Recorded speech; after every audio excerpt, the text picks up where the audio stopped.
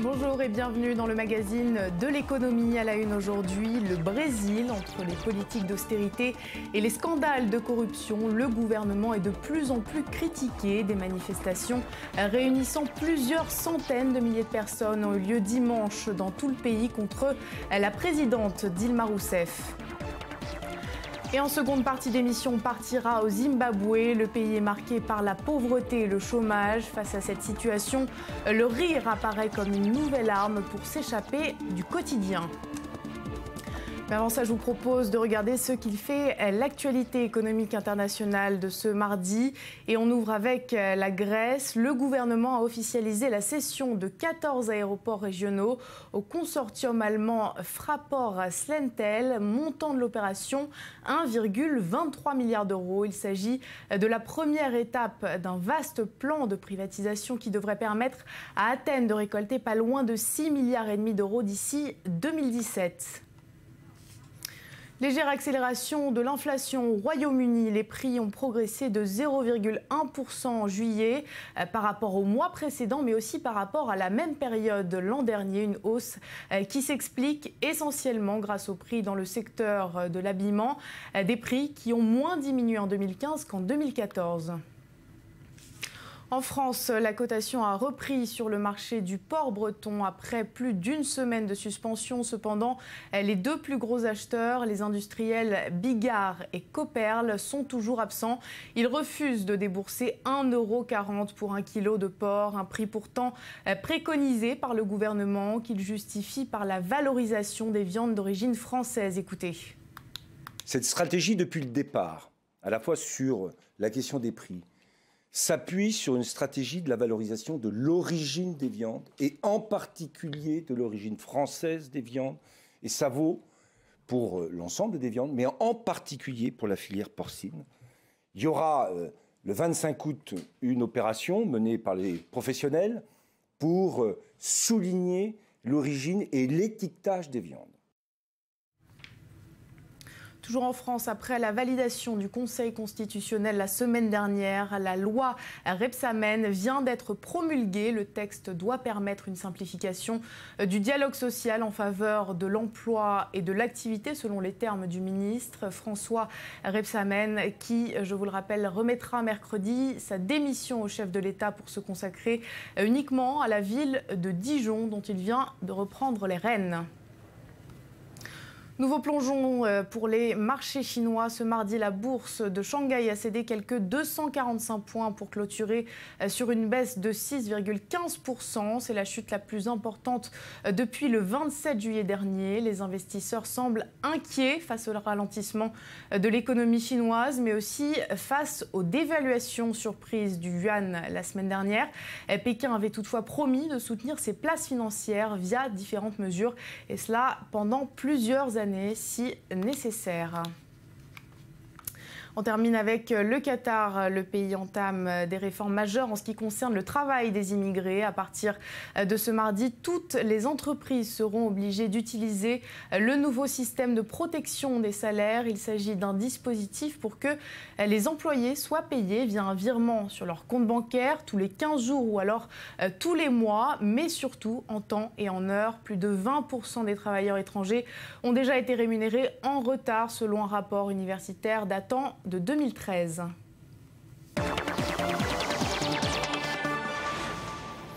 Ils sont descendus par centaines de milliers dans les rues du Brésil dimanche dernier. Des manifestations en masse contre la présidente de gauche Dilma Rousseff, car en plus d'être impliquée dans un scandale de corruption du géant pétrolier Petrobras, elle est accusée d'être responsable de la situation économique du pays. Aujourd'hui, le Brésil est au bord de la récession. L'inflation ne cesse d'augmenter et le taux de chômage est revenu à son niveau de 2010. Les précisions en images avec Anthony Lesme. Dilma Rousseff dans la tourmente. Au plus bas dans les sondages, avec 8% d'opinion positive, la présidente du Brésil est vivement critiquée par une partie de la population. Ils étaient des centaines de milliers à défiler dans tout le pays dimanche, avec pour objectif sa destitution et celle de son parti. Nous allons traverser une période très difficile avec la politique brésilienne. Ce gouvernement n'a aucune crédibilité. Il est en train de détruire le pays. Cette corruption est très triste pour le pays. Et je pense que la présidente Rousseff est mêlée à tout ça. Difficile pour Rousseff de ne pas être éclaboussée par le scandale Petrobras. Pour l'heure, aucune charge n'a été retenue contre elle, mais elle était présidente du géant pétrolier de 2003 à 2010. Et plusieurs poids lourds de son gouvernement sont accusés de corruption à haute échelle. Résultat, la population a du mal à croire en son innocence, surtout en ces temps de récession, moins 1,8% en 2015 selon les dernières estimations. Les gens veulent un bon gouvernement parce que personne ne peut supporter encore longtemps ce qui se passe ici. Toutes les classes sociales souffrent dans ce pays. Il y a un manque d'attention envers l'éducation, la santé, il y a toute cette bureaucratie qu'on nous fait subir. Et puis il y a le chômage. Un chômage qui ne cesse de grimper, plus 2,6% en tout juste 6 mois. Globalement, tous les indicateurs sont dans le rouge ou presque. L'inflation a atteint près de 9% en un an. Du coup, la consommation des ménages, véritable moteur de la croissance, est en chute libre. Le ministre de l'économie se veut pourtant rassurant. Nous observons une reprise des investissements étrangers qui avaient été à la baisse pendant un certain temps. Ceci est en raison d'une dépréciation des prix par rapport au dollar qui est devenu plus attrayant pour investir à nouveau au Brésil. Nous voyons plus d'investissements dans l'immobilier, dans les entreprises, et cette récupération est absolument fondamentale pour nous remettre sur les rails. Mais le retour des investissements ne peut être durable sans stabilité politique. D'autant plus que le Brésil, grand exportateur, accuse en 2014 un déficit commercial de près de 14 milliards de dollars. Et pour parler du Brésil, nous accueillons sur ce plateau Laurent Hatchwell, analyste économique. Bonjour. Bonjour Johanna. Alors la première question qu'on a envie de vous poser pour qu'on comprenne bien les enjeux et surtout les implications, est-ce que vous pouvez revenir un petit peu plus en détail sur ce scandale de corruption de Petrobras ? Alors ce scandale Petrobras qui couvait depuis un moment, les Brésiliens étaient tous un peu au courant, on en parlait souvent dans les rues de Sao Paulo et de Rio.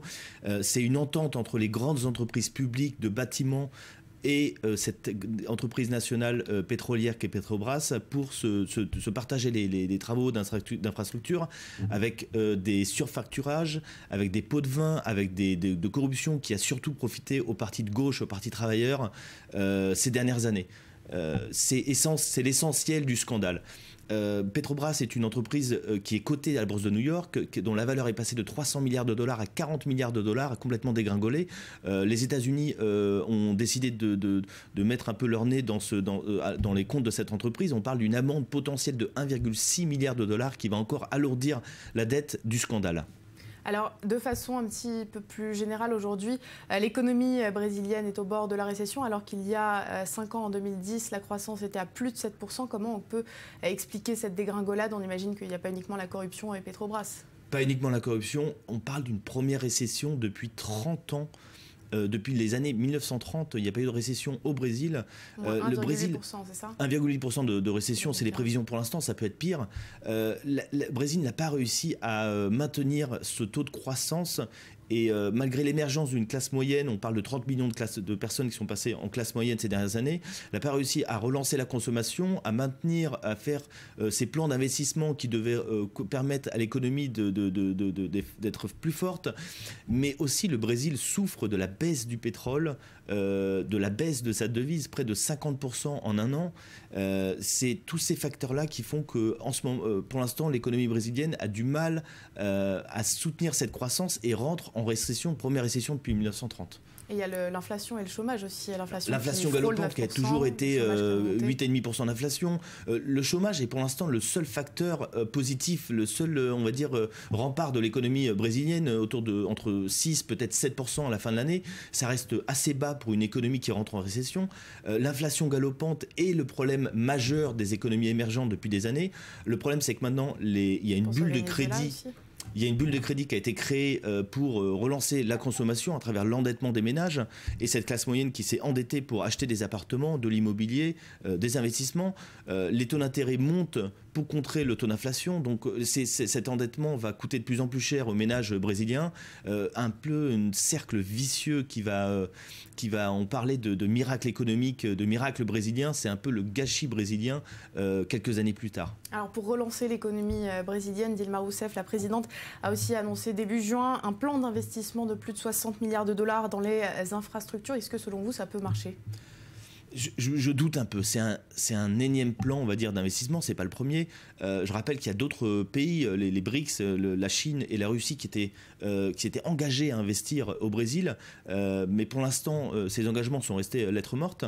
On va voir le plan d'investissement de Dilma Rousseff dans les prochains mois. Mais cependant, les problèmes structurels de l'économie brésilienne restent forts et restent importants. Et ce plan d'investissement a peu de chances de réussir dans les conditions actuelles. Est-ce que les investisseurs vont revenir ? Les investisseurs, alors il y a un grand débat chez les économistes de confiance. S&P parle de dégrader la note du Brésil. Ça va encore aggraver la crise de confiance envers l'économie brésilienne. Les investisseurs, pour l'instant, avec la baisse du réel brésilien, ont peu de chances de revenir, préfèrent attendre, voir ce qui va se passer. Le scandale de corruption qui va alourdir la note générale. Le pays des manifestations, c'est la classe moyenne qui manifeste tous les dimanches. Il n'y a pas les manifestations, c'est assez nouveau pour le pays, cette jeune démocratie qu'est le Brésil. Je pense que pour l'instant, les investisseurs vont avoir du mal à revenir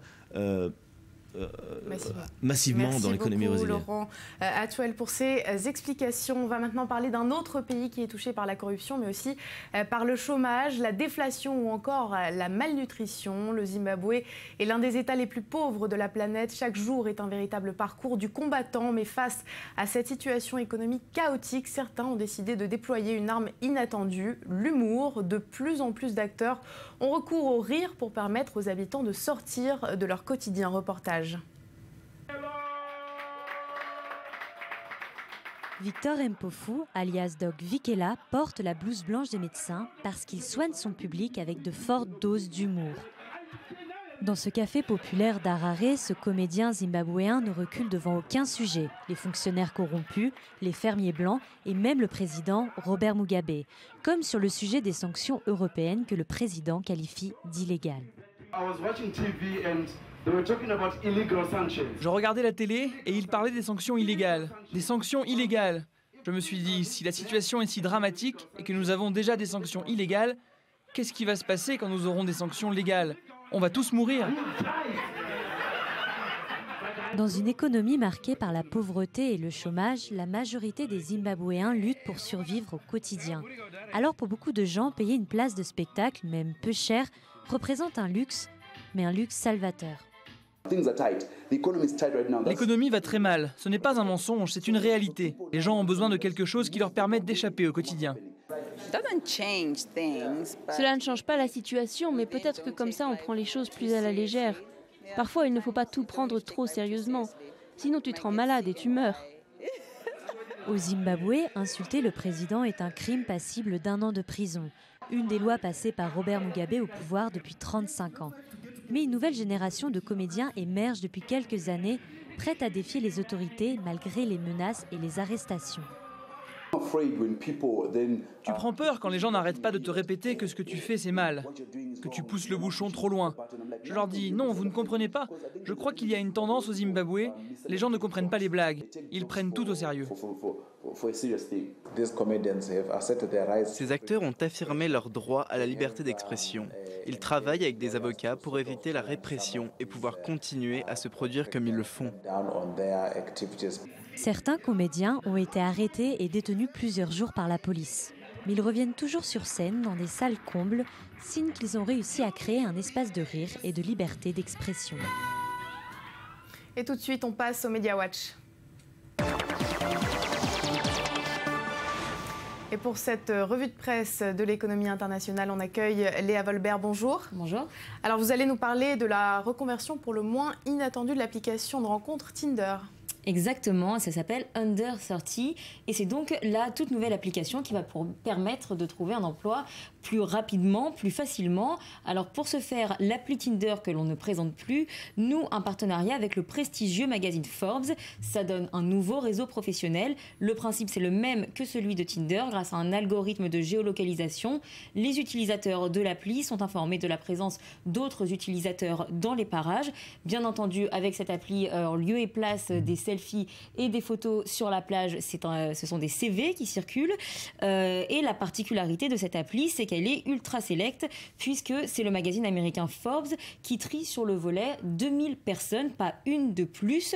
Et ces 2000 personnes ont bien mérité leur place, puisqu'ils font déjà partie de la liste des Forbes 30 qui recense les jeunes talents de moins de 30 ans qui se sont distingués ces dernières années dans plusieurs secteurs, avec notamment le sport, la finance, l'art ou les médias. On trouve par exemple parmi ces personnalités Emma Watson ou Mark Krieger, le cofondateur d'Instagram. Effectivement, c'est tout aussi séduisant. Merci beaucoup Léa Volbert et à demain. C'est la fin de cette édition. Merci de l'avoir suivi. Le prochain numéro du magazine de l'économie, c'est demain à la même heure. En attendant, n'hésitez pas à revoir l'ensemble de nos programmes sur notre site internet www.i24news.tv, rubrique replay. Et restez avec nous, l'information continue.